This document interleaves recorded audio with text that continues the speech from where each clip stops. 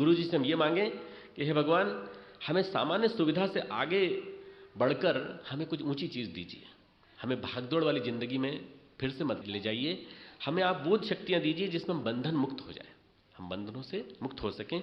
यह हमारी मांग होनी चाहिए गुरु जी से। गुरुदेव का एक वाक्य मुझे याद आता है प्रवचन का। गुरुदेव ने कहा, हम तुम्हें ऋषि बना सकते हैं। गुरुदेव ने कहा, हम तुम्हें ऋषि बना सकते हैं, तुम्हारे अंदर देवत्व पैदा कर सकते हैं। यह हमारे लिए छोटा सा काम है, पर तुम चाहते हो कि हमारे लिए महल क्यों नहीं बनाए, तो यह हम तुम्हारा नया प्रारब्ध बना करके तुम्हें कष्टों में नहीं डालना चाहते। तुम्हारे लिए महल बनाएं, तुम्हारे लिए कष्टों का सामान जुटाएं और तुमको प्रारब्ध के माध्यम से नए सिरे से फिर जन्मों की श्रृंखला में जोड़ दें। हम ये नहीं करना चाहते। तुम चाहते हो तो थोड़े बहुत चुटकुले, थोड़े बहुत टॉफ़ी बिस्कुट दे देंगे थोड़े बहुत, परंतु ये इतनी बड़ी चीज़ मांगते हो, ये हम नहीं कर सकते। गुरु होकर कर्म बंधन में मैं किसी को नहीं फंसाना चाहता, क्योंकि मैं तुम्हारी आत्मा को जानता हूँ, मैं तुम्हारे पूर्व जन्मों को जानता हूँ। इसलिए मैं गुरु होकर तुम्हारे कर्मों को बंधन नहीं बनाना चाहता। मैं चाहता हूँ कि तुम्हें ऋषि बनाऊँ, मैं चाहता हूँ कि तुम्हारे अंदर के देवता को पैदा करके तुम्हें ऊंचा उठा दूँ। गुरुदेव के प्रवचन का एक वाक्य मैंने आपको बताया है, उद्धरेद आत्मानम आत्मानम न आत्मानम व्यवसादयेत आत्मैव आत्मनेव बंधु आत्मैव रिपु आत्मना। ये श्लोक गुरुदेव की किताब का हेडिंग भी है और ये श्लोक बड़ा महत्वपूर्ण है कि हम स्वयं अपना उद्धार करें, अपने द्वारा अपना संसार समुद्र का स्वयं उद्धार करना चाहिए। अपने को अधोगति में न डालें, क्योंकि यह मनुष्य आप ही अपना मित्र है और आप ही अपना शत्रु है। हमारा आपा ही अपना मित्र है, हमारा आपा ही अपना शत्रु है। हम अपने दोस्त कब हैं? हम अपने दोस्त तब हैं जब हमने स्वयं को जीत लिया है, जितेंद्रिय हैं हम। इंद्रियों के भोगों में हम रुचि नहीं रखते, हम ऊंचे उद्देश्य में रुचि रखते हैं, तो हम जितेंद्रिय हैं। और जितेंद्रिय हैं तो हमारा मन जो है एकाग्र होने की स्थिति में है। ऐसी स्थिति में हम जब अपने आप को जीत लेते हैं तो हम अपने दोस्त हैं, और हम भोग ऐश्वर्य के प्रवाह हमें अपने आप खींच लेते हैं तो हम दुश्मन हैं अपने आप के। आत्मैव बंधु आत्मनो आत्मैव रिपु आत्मनः। हमारा बंधु ही अपना आपा है और हमारा दुश्मन ही अपना आपा है। दुश्मन कब बनता है? जब भोग ऐश्वर्य के प्रवाह में हम अपने आप को घसीटने देते हैं, अपने आप को ही। हाँ भाई तू खींच ले चल, हम तो अब तेरे गुलाम हैं। अपने आप के ऊपर नियंत्रण नहीं कर पाते, और अपने आप के ऊपर जब नियंत्रण नहीं कर पाते तो हम अपने ही दुश्मन बन जाते हैं। इस वाक्य को समझना बड़ा महत्वपूर्ण है। यदि हमने अपने आप को जीतने का उपाय सोच लिया, अपने आप को जीतना अर्थात अपने आप को मित्र बना लेना, यदि अपने आप को मित्र बना लिया तो सबसे बढ़िया चीज़ हो जाएगी कि हम योगी बन जाएंगे। और योगी बनना आसान है, कर्म करते करते योगी बनना आसान है, संन्यास मुश्किल है। बार बार भगवान एक ही बात को समझा रहे हैं। अपने को जीतने का सर्वोत्तम उपाय क्या है? भगवान कहते हैं आगे कि अपने को जीतने का सबसे उत्तम उपाय है वो ये है कि हम सच्चिदानंद घन परमात्मा में जो सम्यक प्रकार से स्थित हैं उनके अलावा किसी और को न माने। हम भगवान की सत्ता को ही सब कुछ माने। संसार से मन हटते चले जाना, भगवान से जुड़ते चले जाना। संसार से मन हटते चले जाना, संसार की आसक्तियों से हटते चले जाना, भगवान से मन जुड़ते चले जाना। परमात्मा में अर्पण होते ही फिर यह व्यापता नहीं, सुख हानि लाभ कुछ भी हमको, अपमान दुख कुछ भी हमको दिखाई नहीं पड़ता, क्योंकि इन्हीं की वजह से सारी परेशानियां हो रही। हम जब दुख की परिभाषा करने लगते हैं तो हमारे अपमान को हम दुख मान बैठते हैं, अपने साधन नहीं मिले उसको हम दुख मान बैठते हैं, अपने आप को दुखी मान बैठते हैं क्योंकि औरों के पास ज़्यादा सामान है। साधनों की संपन्नता के आधार पर अपने आप को दुखी और सुखी मान लेते हैं। भगवान कहते हैं कि तुम अपने आप को परमात्मा में अर्पित कर दो, जैसे ये व्याप जाएगा तुम्हारे अंदर, फिर न दुख न सुख, हानि न लाभ, मान और अपमान तुमको कुछ भी नहीं परेशान करेगा।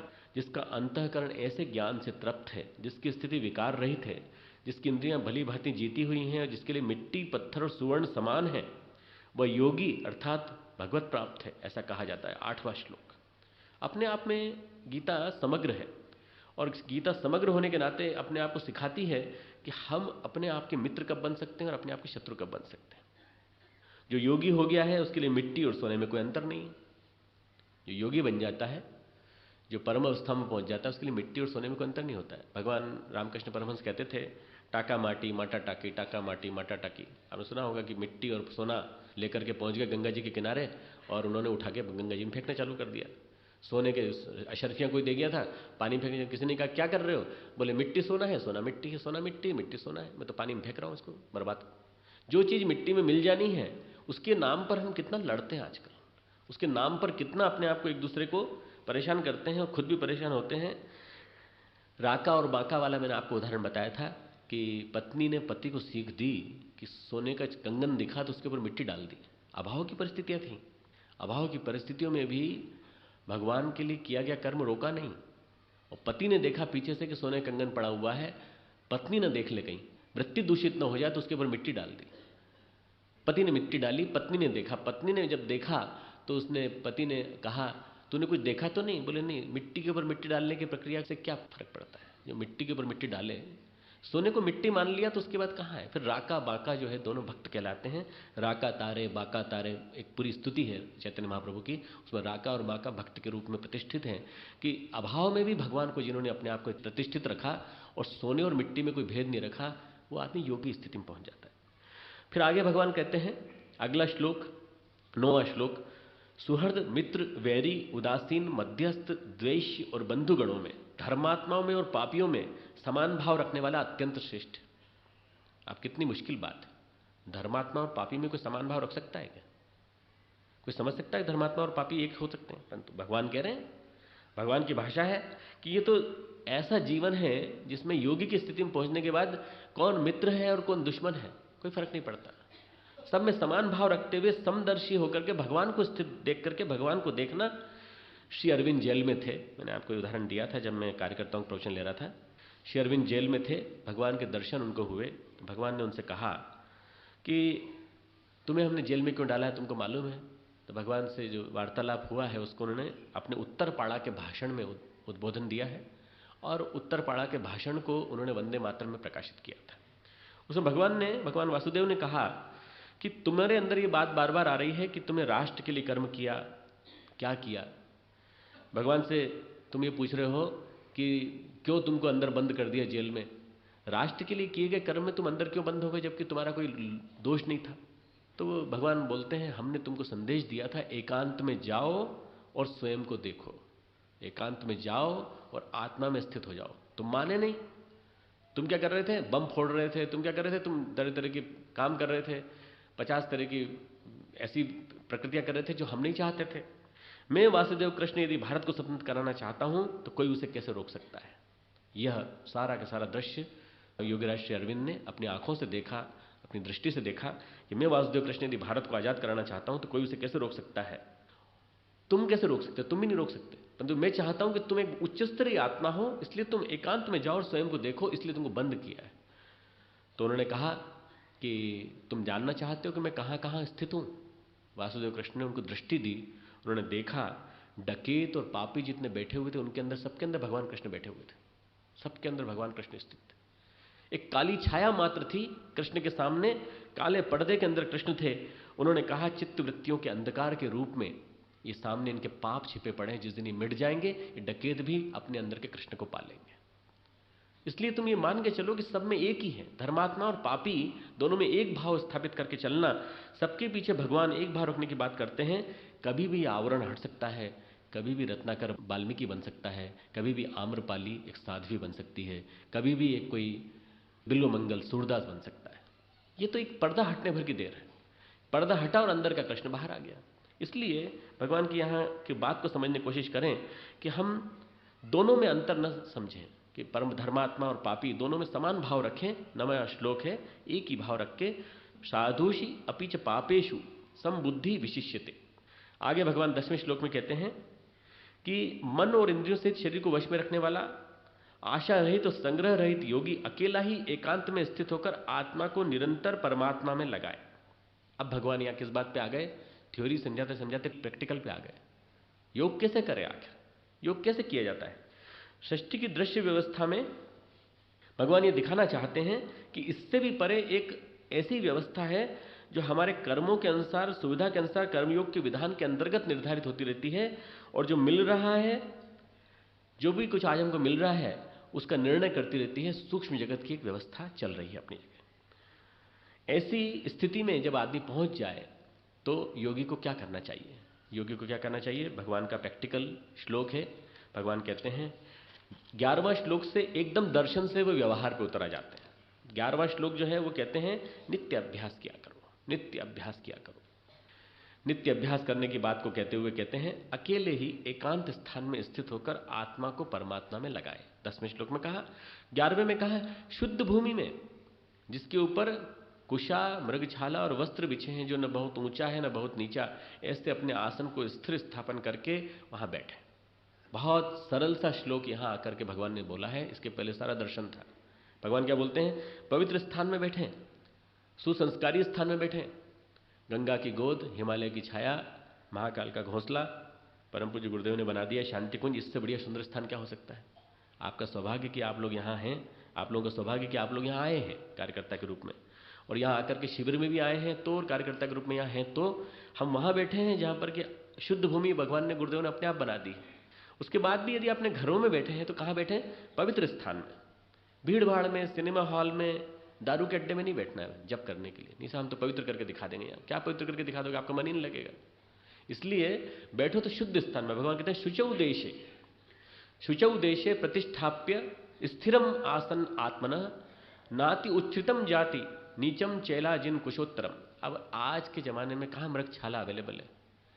उस जमाने में खूब जंगली मृग हुआ करते थे। तो आज की युग की परिस्थितियों के अनुरूप क्या करें? कुश का आसन मिल जाए तो, और कुश का आसन नहीं मिले तो कंबल अपना फोल्ड किया और कंबल पे आराम से बैठ गए। कहाँ बैठे? शुद्ध स्थान में। कैसे बैठे? सुखासन में। दुनिया भर के हाथ पांव मोड़ के आसन मत करो, तुम्हारा मन ही नहीं लगेगा। भगवान बार बार कह रहे हैं उस आसन पर बैठकर, जिस आसन में तुम्हारी चित्त और इंद्रियां अपने वश में हो जाएं, तुम मन को एकाग्र करके अंतःकरण की शुद्धि के लिए योग का अभ्यास करो। भगवान कहते हैं कोई और आसन की जरूरत नहीं है। ऐसे आसन में जिसमें तुम सुख से बैठ सको, जिसमें तुम परेशान ना हो, ना बहुत ऊंचा हो ना बहुत नीचा। हम शरीर को भी ऊंचा नीचा बना लेते हैं। कौन सा आसन करते हैं? कभी हम करते हैं वो पद्मासन, कभी हम करते हैं चक्रासन, दुनिया भर के आसन बैठने कुछ करते हैं। सामान्य से सुखासन में बैठो, बैठ सको तो सुखासन बैठो, नहीं तो वज्रासन में बैठ जाओ। थोड़ी देर वज्रासन, फिर आसन चेंज कर दिया। आपको जो अच्छा लगे, भगवान कहते हैं जो अच्छा लगे उसमें बैठ जाओ। योग की शिक्षा दे रहे हैं बाकायदा अर्जुन को युद्ध भूमि में बैठकर। 12वें श्लोक में कहते हैं मन की एकाग्रता सुखासन में होती है, घंटे भर बैठ सको, 2 बिंदुओं पर केंद्रित करो। कहाँ? या तो आज्ञा चक्र पर या अपने अनाहत चक्र पर। आज्ञा चक्र पर क्यों कह रहे हैं भगवान? क्योंकि आज्ञा चक्र संधि स्थल है सहस्त्रार का और विशुद्धि का। सहस्त्रार भगवान का स्थान है, विशुद्धि मनुष्य का स्थान है। यहां तक आते आते अतीन्द्रिय क्षमताओं का लेवल आ जाता है।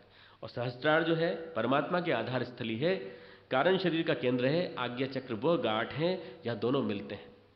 स्थूल और सूक्ष्म जहां मिल जाए वहां कारण शरीर का आधार स्थली चालू हो जाती है, वो गांठ है आज्ञा चक्र। इसलिए भगवान कहते हैं तुम नासिका के अग्र पर अपना स्थान केंद्रित करो। काया, सिर और गले को समान एवं अचल धारण करके स्थिर होकर के अपनी नासिका के अग्र भाग पर दृष्टि जमा कर अन्य दिशाओं को मत देखो, इधर उधर मत देखो, सामने देख करके अपना ध्यान केंद्रित करो।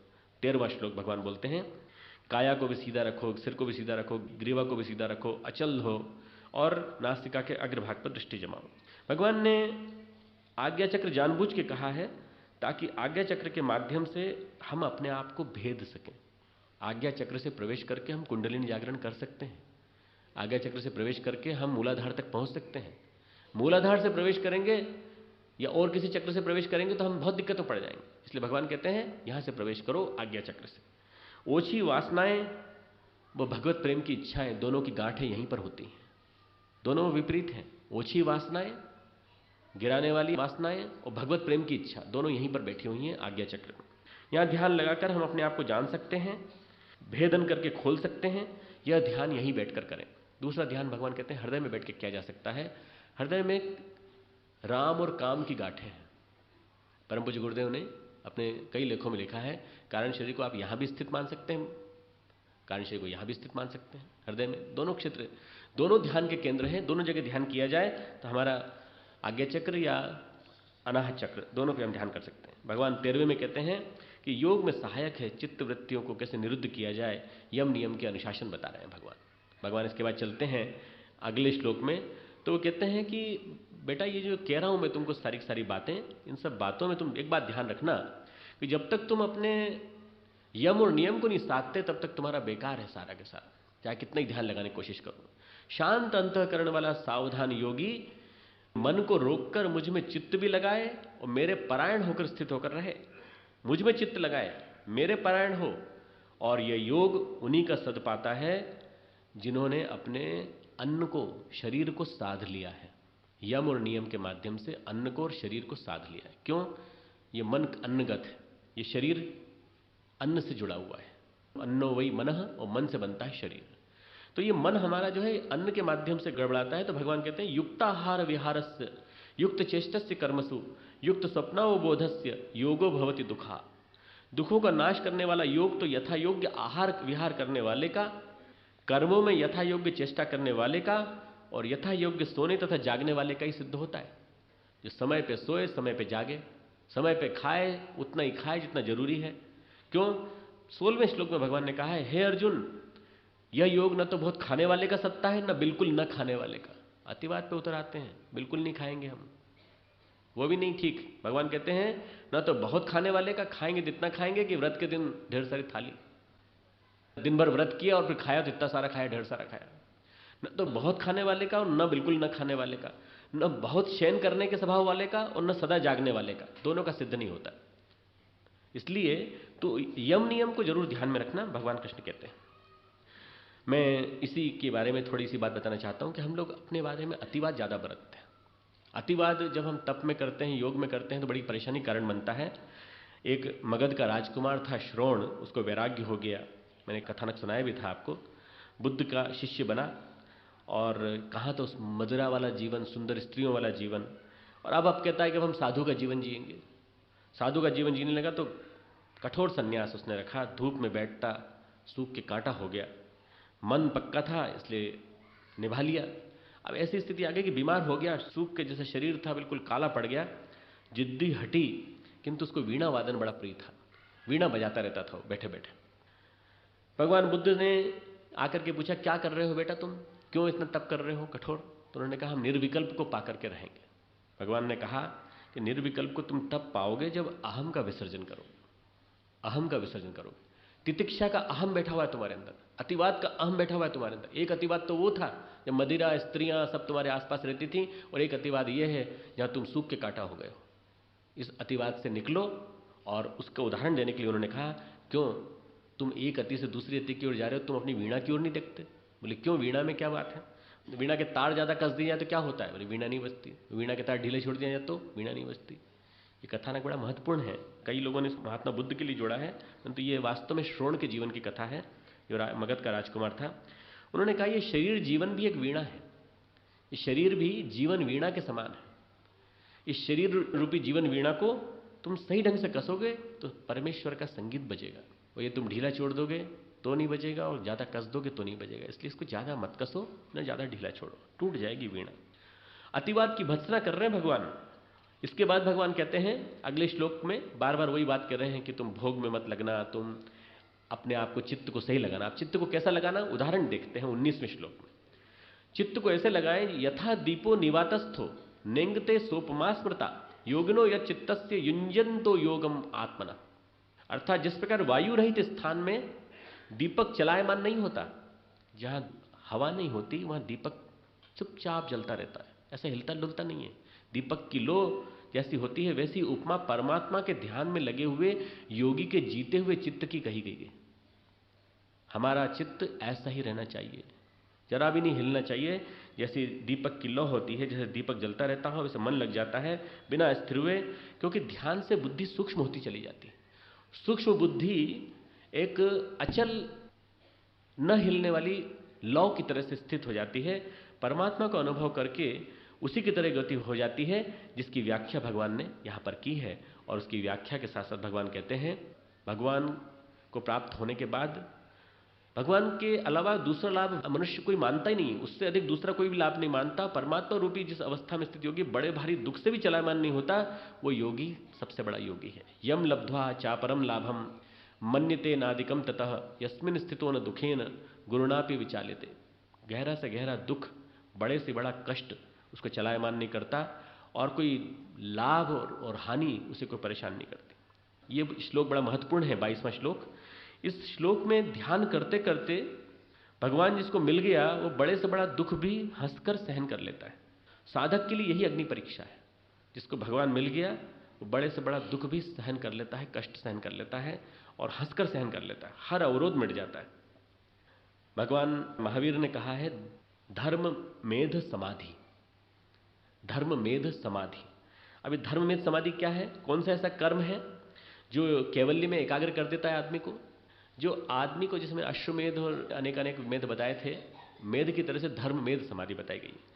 धर्म मेध समाधि का मतलब क्या है? कैवल्य में एकाग्र हो जाना, ज्ञान की मुक्ति इस तरह से हो जाना कि हमें अपने आप को परमात्मा में स्थित होकर के हम सब कुछ देख सके अपने बारे में। एक समाधि की स्थिति में भगवान जा रहे थे, भगवान महावीर। कैवल्य की स्थिति में जाने से पहले उनको लगा कि मन नहीं लग रहा है, बार बार मन डावाडोल हो रहा है।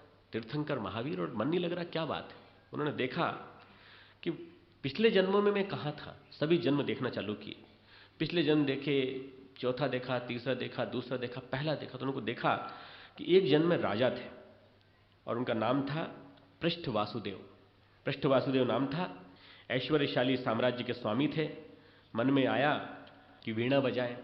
वीणा बजाने लगे तो देखा उनकी वीणा वो बजा रहे हैं और उनके यहाँ काम करने वाला, उनके प्रसाद में रहने वाला एक दास बड़े प्रेम से सुन रहा है। सुनते सुनते उसका ऐसा ध्यान लग गया कि ध्यानस्थ हो गया वो। उस दास का नाम था शय्यापाल। उस पर उनकी दृष्टि गई। शय्यापाल अर्थात जो बिस्तरों की देखरेख करता है, शय्यापाल नाम था उसका।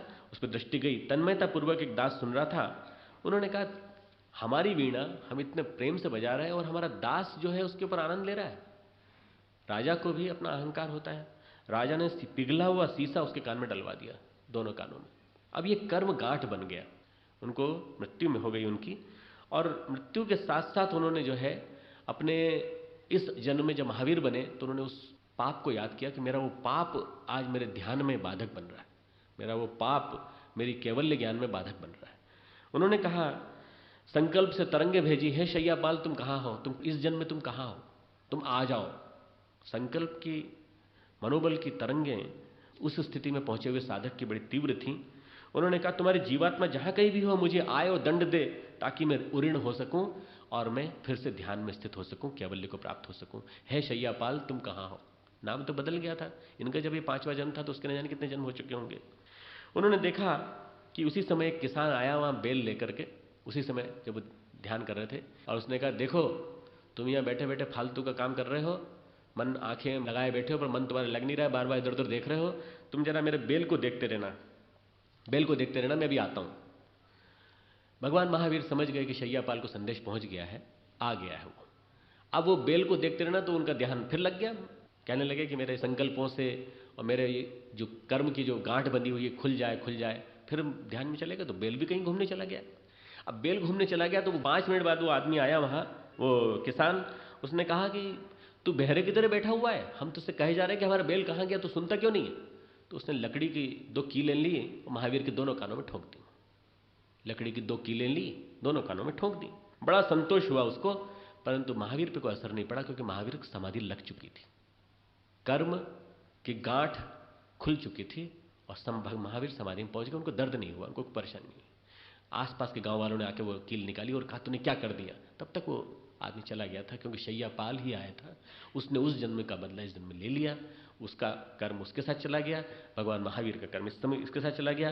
साधना के लिए दुख सहना, धैर्यपूर्वक भोगना बहुत बड़ा तप है। और जो इस तप को कर लेता है, जिसको बड़े से बड़ा दुख भी प्रभावित नहीं करता, जो ये मानता है कि एक ही सत्य है परमेश्वर, दूसरा सत्य है परमात्मा का अकाट्य विधान, मैं उससे परे नहीं हूं, मेरे कर्मों को भोगना पड़ेगा, तो निश्चित रूप से आप मान के चलिए कि आपके अंदर योगी बनने की पात्रता आ गई।